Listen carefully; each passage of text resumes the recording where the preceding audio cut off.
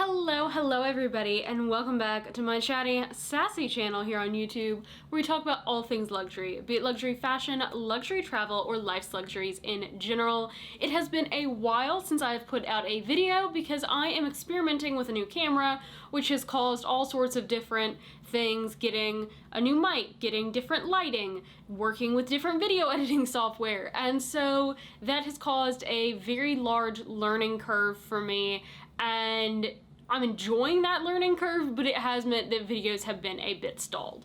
Today, what we're going to be talking about is a different journey though, and that is my journey to getting a AP Royal Oak watch.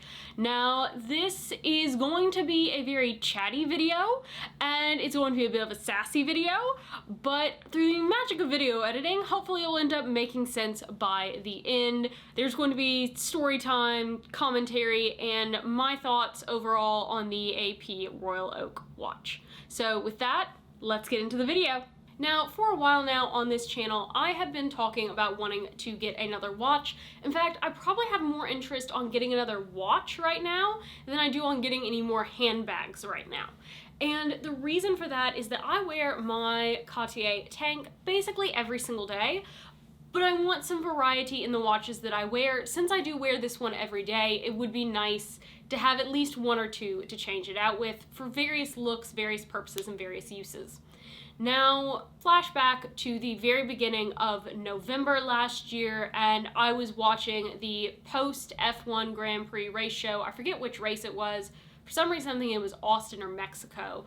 But while I was watching the post race, I noticed that Max Verstappen's girlfriend Kelly had a gorgeous watch on, and immediately I was like, I love that bracelet, I love the face, I love the way that it sits on her wrist, I love the size of it, I want to know what this watch is.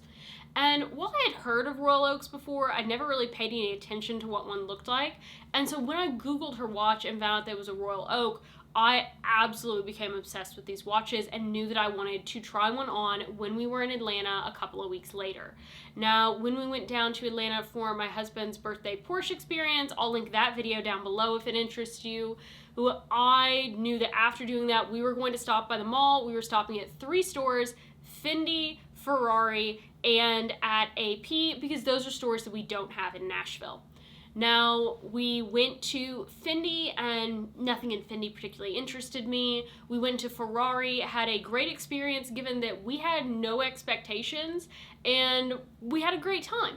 Then we went into AP, and I was expecting AP to be like the best experience because it was going to be a very personal thing, looking at watches. It's not what happened. It was by far the worst experience because I was basically ignored. And here's what happened. We walked into the boutique. Immediately I walked up to the sales associate. There was a manager and a sales associate standing in the showroom. I introduced myself and my husband. I said, yes, I'm coming to look at the ladies' Royal Oak watches. And I said, while we're in here, I said, if you have any very unique diver's watches, I'd be interested in seeing those for my husband, as he is actually a diver. And the guy said, yeah, sure. And then for the next 45 minutes, proceeded to only talk to my husband when I would ask questions about the watches that he was showing to my husband, who really didn't have an overall interest in the watches. Whenever I would ask questions to him, he would basically either give me a one-word answer, or he wouldn't even answer me, he would answer to my husband about a question that I had asked. He wouldn't even answer the questions that I was asking to me. And there were a couple of times in the conversation where my husband and I tried to steer him back to the ladies' Royal Oak because my husband said, yeah, he said, can we, look at watches for my wife? She's the one who's really interested. I just sort of find watches interesting in general. I'm not particularly looking for anything. That was said multiple times. And before I even got to see a Royal Oak, they showed my husband a Royal Oak. And he had zero interest in one whatsoever, and they still showed him his watch first. When they finally brought out a ladies' Royal Oak for me to look at, they put it on my wrist. It was on my wrist for less than 60 seconds, and they were basically taking it back off of my wrist. They had zero interest in selling me a watch, in talking to me about watches, and I don't go into these stores uneducated. I had spent a couple of weeks doing research. I knew the price point. I knew the game that these watches were played with. I knew some of the different things about the technology, but there's some things that I didn't quite know or things that I wanted some clarity on. It's like I had specific questions that I wanted to ask, and they had zero interest in that whatsoever. They had zero interest in talking to me about their product. They were only interested in talking to my husband about their product. So I left Atlanta feeling very, very deflated. And that only increased more so as we were driving home. About 45 minutes after we left the store, they texted my husband offering him a watch. Didn't offer me a watch. And in fact, when they were making our wish list, he wouldn't even put really a ladies Royal Oak on for me. He's like, oh yeah, just message me later and I'll add it later. He was only interested in putting watches that my husband was interested in on a profile for us. So they offer him a watch, and my husband very politely declines, saying, no, like, we really came in to look at watches for my wife. She's the one that's really interested. I would never get a watch before she was offered one, as this is really something that she cares about. And very nice answer. Reality is that knowing the price of the watch, that I didn't love the watch overly enough to, like, wait 10 years to save up for that watch because it's like the price of a car. But husband very politely declined them. And we didn't hear anything else from them. We were fine with that. About 2 months later, we get a call from the sales associate saying, yes, when we talked, and by the way, I had sent Royal Oak watches that I was interested in, the ladies' versions. Well, by the middle of January, we hear from this guy, and he is calling saying, you talked about wanting a ladies' Royal Oak. Are you still interested? And I said, well, yes, because, of course I'm still interested in the watch, even though my experience had been tainted, even though I knew that I probably would not be purchasing one of the watches. I was definitely interested into what I would get offered. Well, he tells me to wait by the phone for a call because he said, and this is the exact wording that he said, I have something coming in that I think you're going to love. Be ready to answer your phone today. I kept my phone on the charger beside me. I kept it on ring. He never called. He never called my phone. He never called my husband's phone. He never emailed us. That was day 1. Day 2, because I thought, well, maybe he got busy today. Maybe he didn't come in. Maybe he'll come in tomorrow. Still heard nothing. At this point, I'd given up on ever hearing from them again about a watch. Flash forward to today. Today, I get another text offering my husband another watch. Keep in mind, we came in looking for watches for me. My husband has told them that he is not interested in watches.